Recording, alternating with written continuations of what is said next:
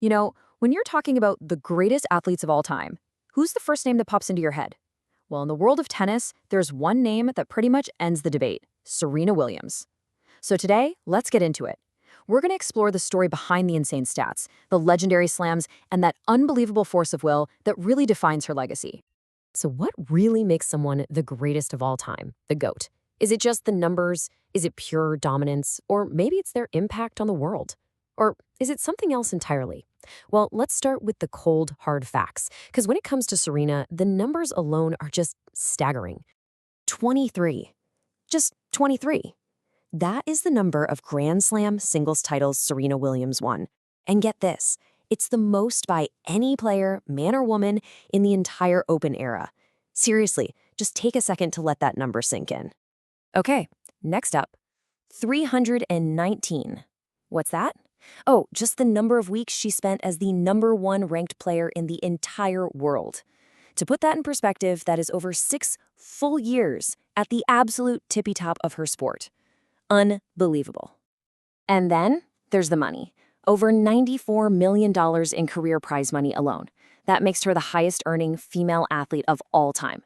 But here's the thing. As absolutely historic as these numbers are, they really only scratch the surface. Her story goes so much deeper. Right, so to really get a handle on Serena's greatness, we've got to look beyond the record books. It's a story of revolution, pure dominance, and an absolutely unbreakable spirit that completely changed the game of tennis forever. And believe me, this revolution did not start at some fancy country club. Nope.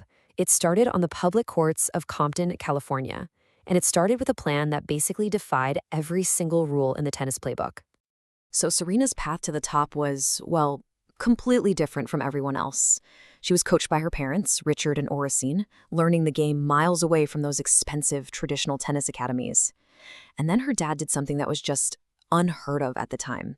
He pulled both Serena and her sister Venus from the junior circuit. His reasons? He wanted them to focus on school, and he wanted to protect them from the racism he saw in the sport.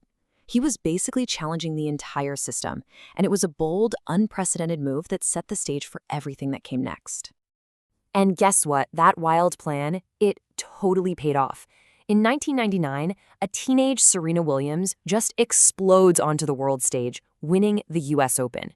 This made her only the second African-American woman ever to win a Grand Slam singles title, right after the great Althea Gibson. A new era in tennis had officially arrived.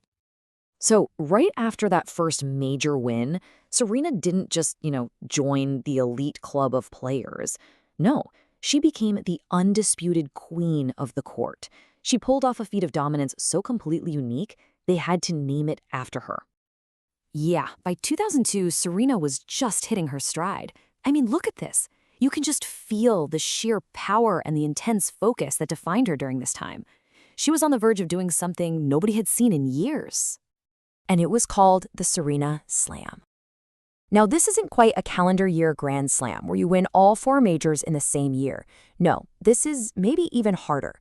It's winning all 4 major tournaments in a row, holding all 4 titles at the very same time. This absolutely legendary run kicked off at the French Open in 2002.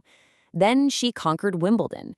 Then she took the US Open, and she capped it all off at the Australian Open in early 2003.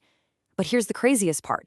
Who did she beat in all 4 of those finals? Her own sister, Venus. It was this unbelievable family story playing out on the biggest stages in sports. Just incredible. But maybe the most incredible part of Serena's entire story isn't just all the winning. It's her almost supernatural ability to get knocked down, I'm talking injuries, major health scares, public doubt, and then get right back up, somehow even stronger than before. So let's go to 2006. After a string of injuries and a tough personal battle with depression, her ranking had absolutely plummeted. We're talking down to number 139 in the world. A lot of people in the media were already writing her off, saying her best days were way, way behind her. So she rolls into the 2007 Australian Open completely unseated. You had commentators on TV openly questioning her fitness, saying she was out of shape. One even said her goal of getting back to number 1 was diluted. I mean, she was the ultimate underdog. And what was her response? She just stormed through the entire tournament. and then completely demolished Maria Sharapova in the final. She lost only 3 games. The press was stunned, calling it one of the most powerful displays they'd ever seen. That was her 8th major title, and it was the clearest statement you could possibly make. Never, ever count Serena Williams out. But the challenges just kept on coming. In 2011, she faced something way more serious than a tennis opponent. It was a pulmonary embolism, a blood clot in her lung that was legitimately life-threatening. She was off the tour for nearly a full year, just fighting for her health. Forget about her career for a second. And then, just 1 year later, she comes back and returns to absolute dominance. She wins Wimbledon, and then she wins Olympic gold in London, completing the career Golden Slam in singles. It's honestly one of the most remarkable comeback stories in the history of sports. Period. Okay, and then you have 2017. This is where she pulls off something that just seems impossible. She wins her 23rd Grand Slam, breaking Steffi Graf's Open-era record. But it was only after the tournament that the world found out she did it all while 8 weeks pregnant with her daughter, Olympia. I mean, come on. That's an achievement it's beyond words. It's superhuman. You see, Serena's legacy isn't just about what happened on her side of the court. Her rivalries literally defined an entire era of tennis, and her influence went so far beyond the baseline.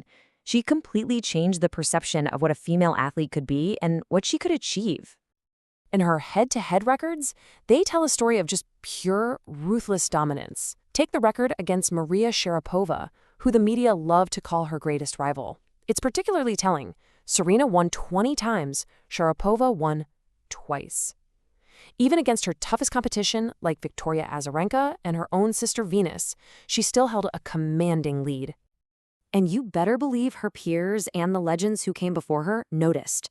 The one and only John McEnroe didn't pull any punches. He called her not just the GOAT of tennis, but the GOAT of GOATs. I mean, that's about as high praise as you can get, especially coming from him.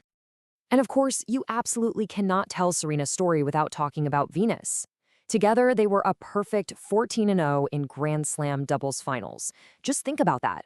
2 sisters from Compton who took on the world and won, completely changing the face of a sport and inspiring millions upon millions of people along the way.